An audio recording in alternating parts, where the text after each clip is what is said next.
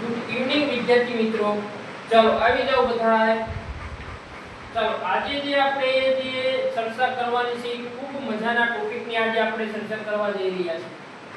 અને ગવર્નમેન્ટની તૈયારી કરનાર દરેક વિદ્યાર્થીને ઉપયોગી એવો આજે આપણે ટોપિક ભણવા જઈ રહ્યા છીએ. એવામાં આજે આપણે ગુજરાતનો સાંસ્કૃતિક વારસો જોવાનો છે.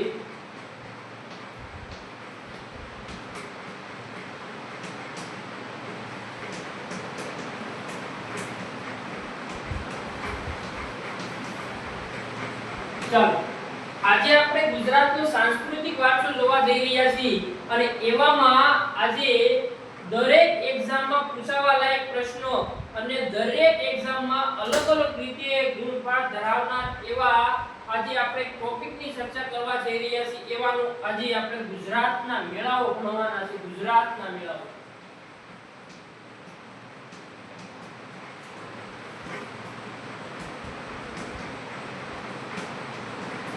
ચાલો વિદ્યાર્થી મિત્રો, ગુજરાતના મેળાઓ તો આમ જોવા જઈએ દરિયો છે. ઘણા ખરા મેળાઓની આપણે ચર્ચા કરવાની છે. એવાના આજે જે મહત્વના મેળાઓ અને જે પૂછાવા લાયક મેળાઓ છે એની આપણે આજે ચર્ચા કરવા જઈ રહ્યા છીએ. તેવામાં એક મેળો આપણી સામે આવી રહ્યો છે. એ મેળાનું નામ છે ઓઠાનો મેળો. ચાલો વિદ્યાર્થી મિત્રો, ઓઠાનો મેળો. ચાલો ઓઠાનો મેળો ક્યાં ભરાય છે, શું એની વિશેષતા છે, કયા જિલ્લામાં ભરાય છે, એની શું વાસ્તવિકતા છે, આ મેળાની શું વાસ્તવિકતા છે એની આપણે ડિટેલમાં ચર્ચા કરવા જઈ રહ્યા છીએ. પહેલા તો તમને ખબર હોવી જોઈએ કે આ ઓઠાનો મેળો ક્યાં ભરાય છે. તો ઓઠાનો મેળો ભરાય છે અમદાવાદ. ચાલો અમદાવાદ જિલ્લાના ધોળકામાં ભરાય છે. ક્યાં? ધોળકા તાલુકાના ઓઠા ગામે ભરાય છે. ક્યાં? ઓઠા ગામે. ચલો પહેલો પ્રશ્ન તમને પૂછાય કે ઓઠાનો મેળો ક્યાં ભરાય છે. તો ઓઠાનો મેળો અમદાવાદ જિલ્લાના ધોળકા તાલુકાના ઓઠા ગામે ભરાય છે.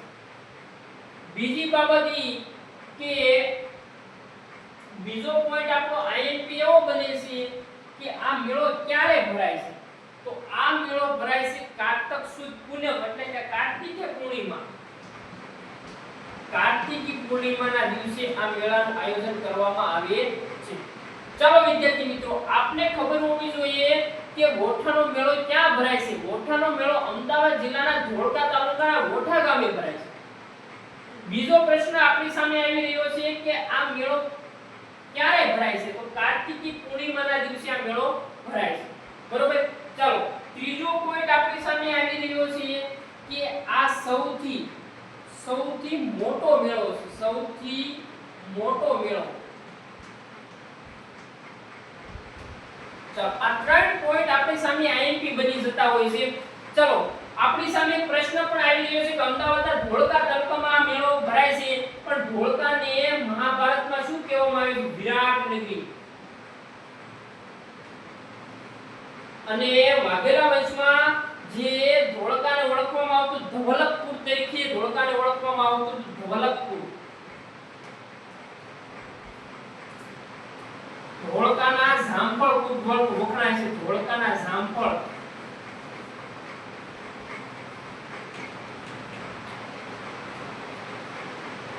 ધોળકા ગામ ખાતે મીનળદેવે મળાવ તળાવ અને વિરમગામે મુનસર તળાવની રચના કરેલી છે. આ આપણે ભૂલવાનું નથી. પરંતુ આપણે મેળાની વાત કરીએ છીએ એવામાં જે ઓઠાનો મેળો ભરાય છે એ સૌથી મોટો મેળો છે. એમ કહી શકાય કે ભગવાન કાર્તિકેય છે. ભગવાન કાર્તિકેય જેનું વાહન છે મોર, એ બેસીને આ મેળાનું ખુદ જોવા માટે આવે છે એવી લોકવાયકા અહીંયા દેખાડવામાં આવેલી છે. હવે આપને ખબર છે કે ભાઈ ઓઠાનો મેળો ભરાય છે એ સપ્ત નદી એટલે કે 7 નદીઓનો સંગમ ખાતે ભરાય છે. અને 7 નદીઓનું નામ હાથમતી, સાબરમતી, माझम, मेसो, ખારી, વાત્રક અને સાતમી નદી છે શેઢી. ચાલો આપને ખબર હોવી જોઈએ વિદ્યાર્થી મિત્રો કે ઓઠાનો મેળો સપ્તમ નદી એટલે કે સાત નદીના સંગમ ખાતે ઓઠાનો મેળો ભરાય છે. એ સાત નદીનું નામ અહીંયા આપણે દીધેલા છે: હાથમતી, સાબરમતી, માઝવ, મેસો, ખારી, વાત્રક અને શેઢી. હવે વાસ્તવિકતા એવી બતાવવામાં આવે છે કે ઓઠાનો મેળો તો માત્ર ને માત્ર બે નદીના સંગમ સ્થાને જ ભરાય છે. એ બે નદીના નામ મને કોઈ કહેશે ઝડપથી કોમેન્ટ કરો કે કઈ બે નદીઓ જે ઓઠાના મેળા ખાતે એનું સંગમ થવાનું હોય છે. તો એ બે નદીના નામ ઝડપથી મને કોમેન્ટમાં આપો, ઝડપથી. ચલો વિદ્યાર્થી મિત્રો, તમને ખબર જ છે કે સાત નદીનો સંગમ થાય છે ખરા, પરંતુ એ બે નદીઓનો સંગમ અહીંયા લોકવાયકામાં ગણવામાં આવેલો છે. એ બે નદીના નામ એટલે સાબરમતી અને શેઢી. આ બે નદીનું સંગમ થાય છે ઓઠાના મેળા ખાતે. ચલો આટલી બાબતો તમને બેઝિક બાબતો ખબર હોવી જોઈએ. બીજો આપણી સામે આઈએમપી પોઈન્ટ આવી રહ્યો છે કે આ મેળામાં ગધેડાની લેવેશ કરવામાં આવે છે. ચાલો ગધેડાની.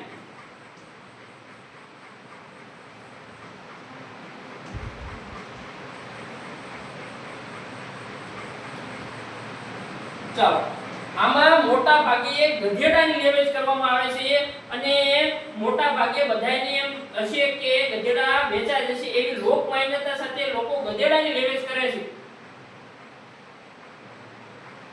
અને આને સરહદીયો મેળો તરીકે પણ ઓળખવામાં આવે છે, કારણ કે ઓઠાનો મેળો છે એ અમદાવાદ જિલ્લાના ધોળકા તાલુકાના ઓઠા ગામે આવેલો છે. એવી જ રીતે ખેડા જિલ્લાના માતર તાલુકાના સરહદ પર દેખાડવામાં આવ્યો છે, એટલા માટે એને સરહદીયો મેળો પણ કહેવામાં આવે છે. સરહદીયો.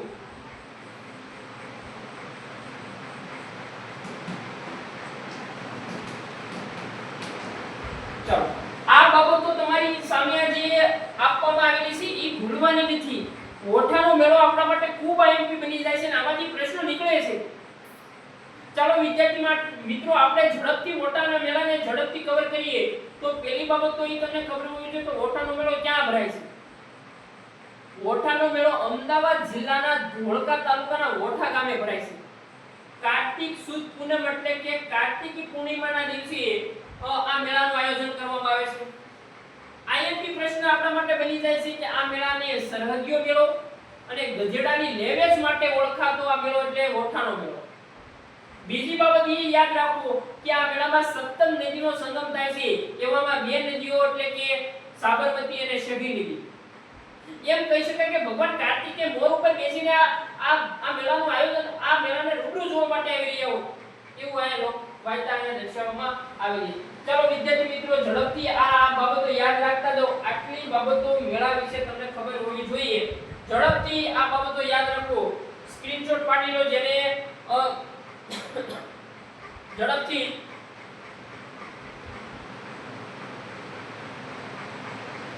ચાલો વિદ્યાર્થી મિત્રો, આટલી બાબતો ઓઠાના મેળા વિશે ઇનામ છે. આનાથી બહાર પ્રશ્નો જતા નથી, એટલે આટલી બાબતો યાદ રાખવાની છે. ઝડપથી ચાલો આપણી સામે હવે બીજો મેળો આવી રહ્યો છે.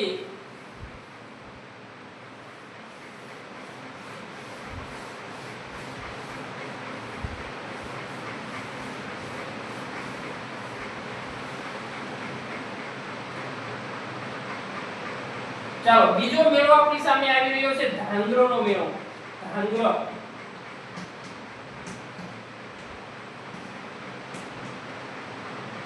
ચાલો આપણી સામે બીજો મેળો આવી રહ્યો છે ધાંગરોનો મેળો. ઈ ક્યારે ભરાય છે, ક્યાં ભરાય છે? તો મહાવદ તેરસ. મહાવદ તેરસ અને કચ્છ ખાતે કચ્છનું ધાંગરો. ચાલો વિદ્યાર્થી મિત્રો, મહાવદ તેરસ એટલે મહાશિવરાત્રીનો દિવસ થાય. તો આને મહાવદ તેરસ એટલે મહાશિવરાત્રી. મહાશિવરાત્રી. ચાલો મને કોઈ કહે છે કે આ ધાંગરા રહ્યું એ કોની સાથે સંકળાયેલી બાબત છે? આની સાથે બહુ મોટું નામ સંકળાયેલું છે. ઝડપથી કોમેન્ટ કરો કે ધાંગરા રહ્યું એ કોની સાથે સંકળાયેલું છે. ઝડપથી વિદ્યાર્થી મિત્રો, પ્રશ્ન પૂછાઈ ગયેલો છે ઘણી વખત કે ધાંગરા કોની કોની સાથે સંકળાયેલું નામ છે તો એવું નામ તમને યાદ રહેવું જોઈએ ઝડપથી આવી જાઓ ચાલો ધાંગધ્રા નામ છે ઈ સંત મેકરણ દાદા સાથે સંકળાયેલું છે સંત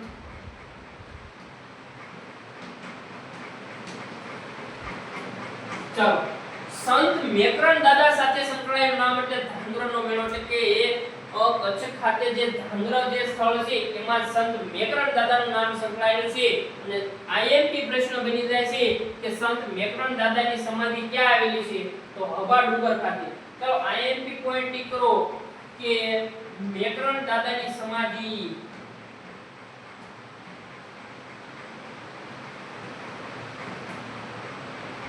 હવા ડુંગર ખાતે આવેલી છે ચાલો આ ફેક્ટ પોઈન્ટ કહેવાય આ વસ્તુ તમારે યાદ રાખવી પડશે જ બીજી બાબત એ કે સંત મેકરણ દાદા સાથે એક કૂતરો અને ગધેડાની કથા પણ જોડાયેલી છે તો કૂતરો ગધેડો ચાલો આ બેના નામ મને કોઈ કહેશે કે કૂતરો અને ગધેડો કૂતરાનું નામ હતું મોતિયો અને ગધેડાનું નામ હતું લીલિયો મોતિયો અને લીલિયો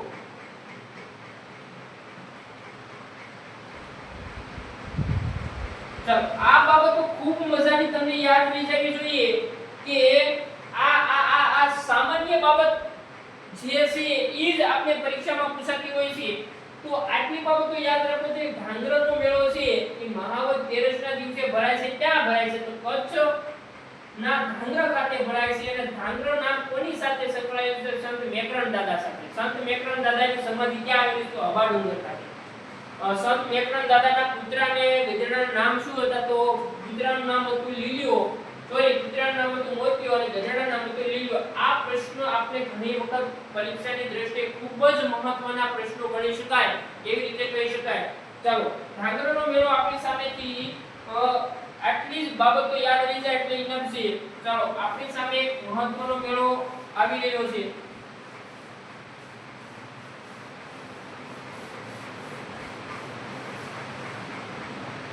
ચાલો વિદ્યાર્થી મિત્રો પરીક્ષાની દ્રષ્ટિએ ખૂબ મજાનો મેળો આપણે ભણવા જઈ રહ્યા છીએ અને એવું એક પણ ગવર્નમેન્ટની એક્ઝામ હતી કે આમાંથી આ પ્રશ્ન નો પૂછાણો ચાલો એવો મેળો આપણી સામે આવી રહ્યો છે તો એ મેળાનું નામ છે તરણેતરનો મેળો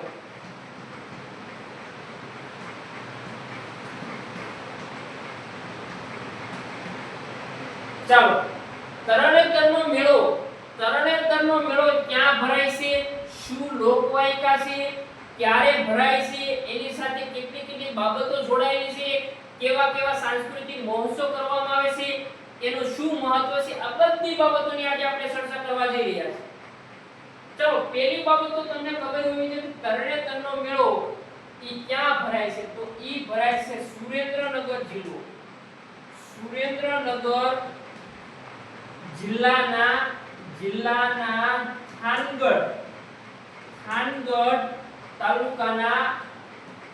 થાનગઢ તાલુકાના તરણેતર ગામ ચાલો પહેલી બાબત તો ઈ ખબર હોવી જોઈએ કે તરણેતરનો મેળો ક્યાં ભરાય છે તરણેતરનો મેળો સુરેન્દ્રનગર જિલ્લાના થાનગઢ તાલુકાના તરણેતર ગામે ભરાય છે અને ભાદરવા વદ સુદ પાછમ અને વિદ્યાર્થી મિત્રો ભાદરવા સુદ ચાલો આપણે લખીએ બીજો પોઈન્ટ આપણે લખીએ ભાદરવા સુદ સોદ પાચમ અને સઠ ચાલો આટલી બાબતો પહેલા તો આપણે ખબર હોવી જોઈએ કે ભાઈ તરણેતરનો મેળો ક્યાં ભરાય છે તરણેતરનો મેળો સુરેન્દ્રનગર જિલ્લાના થાનગઢ તાલુકાના તરણેતર ગામે ભરાય છે ભાદરવા સુદ સોદ પાચમ ને સઠ ખાતે તરણેતર મેળાનું આયોજન કરવામાં આવે છે ચાલો આજે આપણે તરણેતર મેળાને ખૂબ સરસ રીતે આપણે ભણવા જઈ રહ્યા છીએ એવામાં આજે આપણે અહીંયા એક બીજી બાબતો આપણે જોવા જઈ રહ્યા છીએ તરણેતર ચાલો હું આ લખું છું તરણેતર આની સાથે કેટલી બાબતો જોડાયેલી છે ઈ બાબતોની આજે આપણે ખૂબ મજાની ચર્ચા કરવાની છે ચાલો વિદ્યાર્થી મિત્રો પહેલા તો મને ઈ કહો કે મેળો ક્યાં આવેલો છે? તરણેતરનો મેળો આવેલો સુરેન્દ્રનગર જિલ્લામાં, બધાને ખબર છે. એ આખા ગામને આવડે છે. તરણેતરનો મેળો ક્યાં ભરાય છે, તરણેતરનો મેળો કયા જિલ્લામાં ભરાય છે, આખા ગામને આવડે છે. પરંતુ તમારી સામે એવો પ્રશ્ન પૂછાય કે તરણેતરનો મેળો કોણે બનાવેલો છે, અથવા તો તરણેતરના મેળાની શી વિશેષતા છે? તરણેતરનો મેળો કઈ શૈલીમાં બનાવેલો છે? એની સાથે કયા કયા કુંડ જોડાયેલા છે? તરણેતરના મેળા સાથે કોની કથા જોડાયેલી છે? આ બાબતો તમને વાકુળતા પ્રમાણે આવડતી ન હોય એવું માની શકાય. ચાલો વિદ્યાર્થી મિત્રો, પહેલા તો ખબર હોવી જોઈએ કે લખતરના રાજવી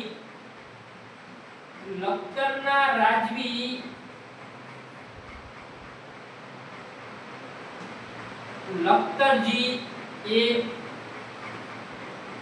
આ મેળો લખતરજીના કરણસિંહ, સોરી આપણે લખતરના રાજવી કરણસિંહ, ચાલો આપણે લખતરના રાજવી કરણસિંહ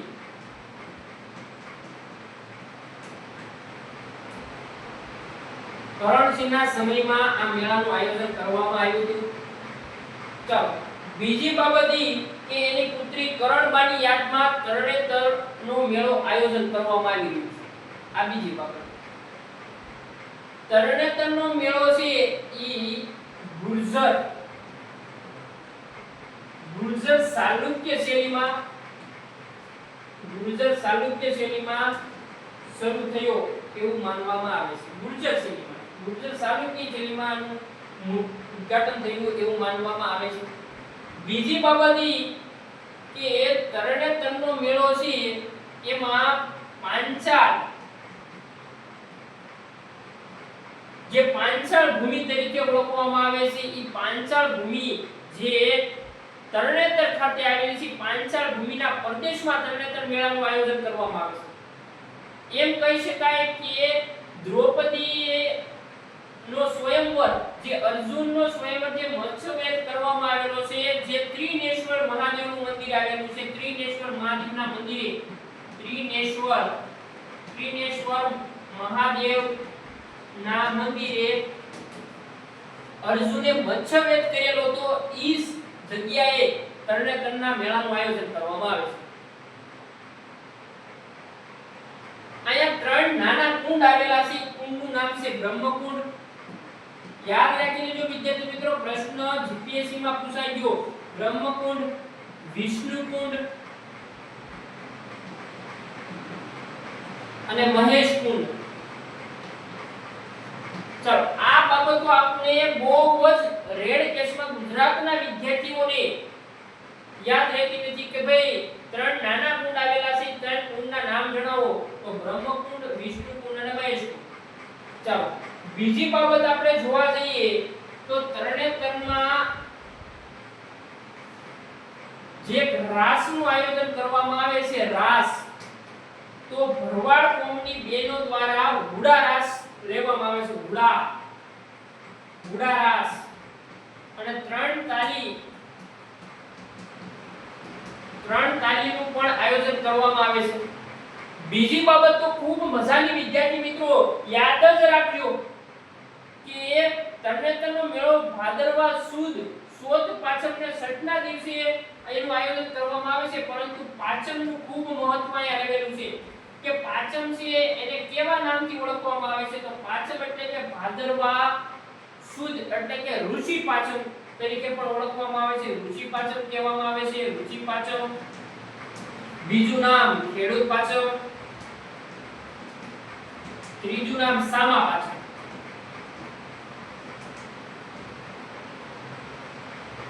એટલે કે પાંચમના દિવસે અહીંયા એક ઓલિમ્પિકનું આયોજન કરવામાં આવે છે અને ઈ ઓલિમ્પિકમાં જે વ્યક્તિ વિજેતા બને છે ને 1 લાખ રૂપિયાનું વિજેતા રોકડ પુરસ્કાર પણ આપવામાં આવે છે. સાથે સાથે બળદગાડાની રેસ અને અલગ અલગ પ્રકારની ઓલિમ્પિક અહીંયા યોજવામાં આવે છે. બીજી બાબતો આપણે જોવા જઈએ તો અહીંયા 52 ગજની ધજા 52 ગજની ધજા મૂકવામાં આવે છે અને 52 ગજની ધજા મહર્ષિ જે પાળિયાદના જે મહર્ષિ છે પાળિયાદના મહર્ષિ એના હસ્તકે મૂકવામાં આવે પાળિયાદના મહર્ષિ અત્યારે હાલના પાળિયાદના મહર્ષિ કોણ છે નિર્મલાજી છે એના હસ્તકે 52 ગજની ધજા મૂકવામાં આવે છે તો આ બાબતોથી આપણે વાકેફદાર હોવા જોઈએ કે આ તરણેતરનો મેળો